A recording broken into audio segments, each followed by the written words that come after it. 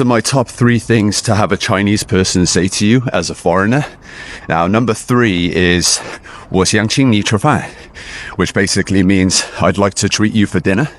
And this happens a lot for foreigners in China, and I'm not sure why, but it tends to happen more when you first arrive.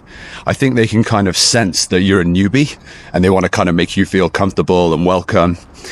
I'll give you an example of this. One time I pulled up at a gas station, I just had the front window down, and a guy pulled up next to me, and he was like, "Hey man, where are you from?" In Chinese, obviously.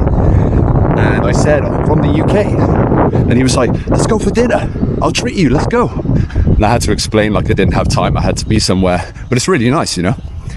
Number 2 is probably when I get in a cab, I say 你好, and then the driver will just say, 我去, 你的中文太棒. And then I have to say, it's really not that great. I just said hello. But I mean, if you're a Chinese person and you go to the UK, if you haven't memorized the full works of William Shakespeare, it's just not good enough. So I really appreciate the fact that Chinese people do this here.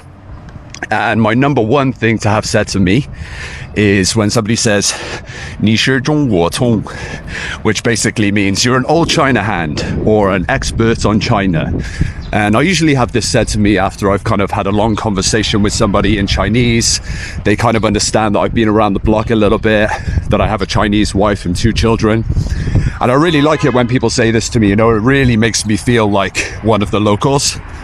Anyway, guys, you can let me know in the comments section what you think of all this. And wherever you are today, I hope you're having a fantastic day and you take care, okay? Peace.